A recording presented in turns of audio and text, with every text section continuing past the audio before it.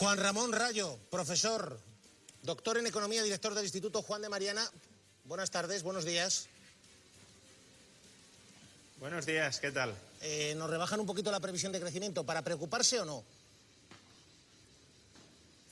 Bueno, ya sabemos que 2/3 del crecimiento económico español, del fuerte crecimiento económico español, venían determinados por los llamados vientos de cola. ¿Cuáles eran estos vientos de cola? Pues sobre todo el bajo precio del petróleo y los bajos tipos de interés globales.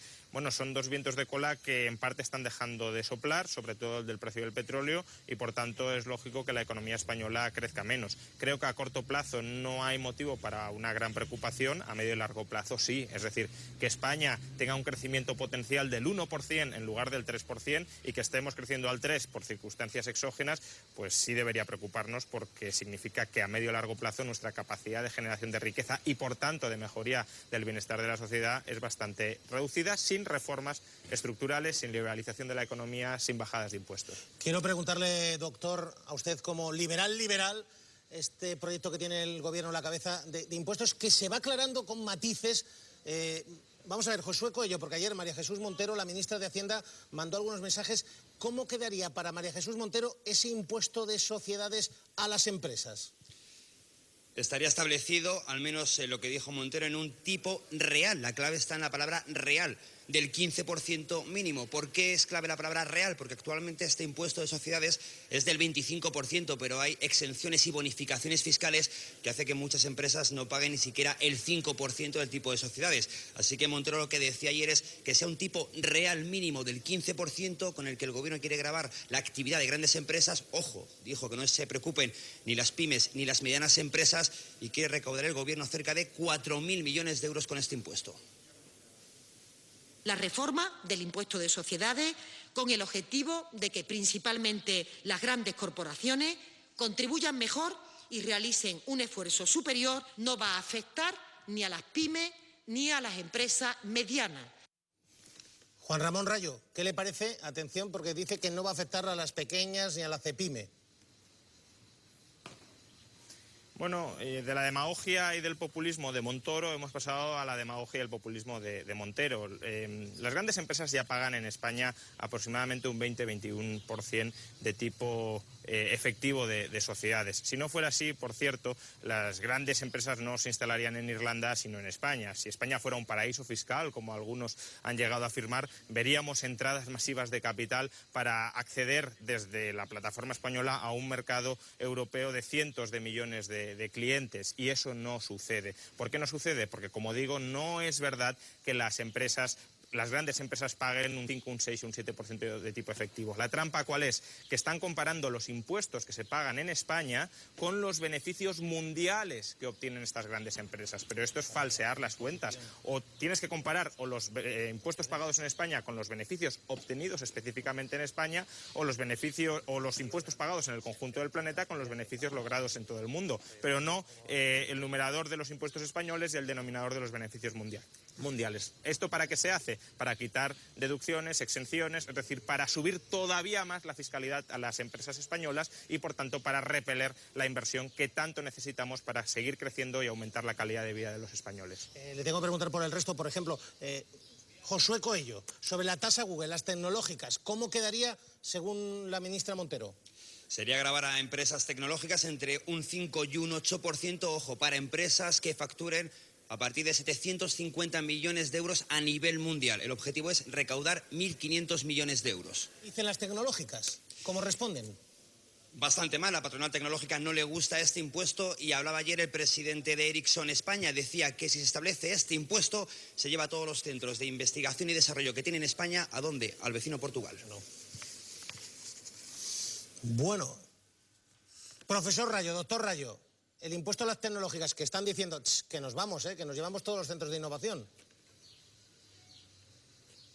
Bueno, es otro disparate confiscatorio. Es decir, España es uno de los países europeos con menor penetración de la digitalización. Y eso nos está situando, lo comentábamos antes, ante una perspectiva de crecimiento potencial bastante modesta. Que en este contexto de baja digitalización de las empresas españolas estemos planteando que aquellas empresas que den el salto a digitalizarse y que gracias a ese salto consigan crecer, consigan aumentar su volumen de ingresos, se les vaya a castigar con un impuestazo extraordinario sobre esos ingresos, pues lo que hace es desincentivar evidentemente la inversión en digitalización, o incluso que aquellas empresas que han empezado a instalarse en España salgan de España. Porque recordemos, el hecho de que Google pueda trasladar el centro operativo que puede tener en España, de España a Portugal, no cambia los servicios que Google va a poder prestar al usuario final, por ejemplo el buscador, por ejemplo los mapas, etcétera, y todo esto se seguirá generando, Google seguirá obteniendo beneficios por aquí. Lo único que cambiará es que las personas que trabajan en Google España dejarán de poder trabajar porque por la excusa, por la tontería de tener una sede casi de marketing, casi de comercialización, de publicidad en España, les quieren meter un rejonazo fiscal gigantesco y por tanto podrán trasladarlo a Portugal,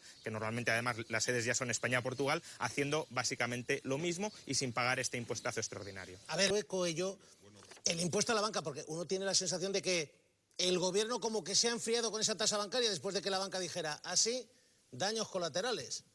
Parece que las amenazas de la patronal bancaria sobre la posibilidad de encarecer el crédito si se establece este impuesto a la banca ha echado para atrás un poco esta motivación del gobierno. Decía Montero ayer que sí, que lo están estudiando, pero que poco a poco, que aún no lo tienen todavía establecido y que pensarán cómo y cuándo aplicarlo. Bueno, con lo del impuesto a la banca, Juan Ramón Rayo, está usted más tranquilo, ¿no? Ahí como que se ha enfriado el gobierno. Bueno, a ver, la banca está claro que es un oligopolio enormemente privilegiado por el Estado y que deberíamos trabajar en ir desmontando todos esos nutridos privilegios que tiene la banca, entre ellos el de ser rescatada a costa del dinero del contribuyente en cuanto vienen mal dadas. ¿Qué pasa? Que el impuesto a la banca probablemente no sea la mejor idea para desmontar esos privilegios, ni para contrarrestar esos privilegios.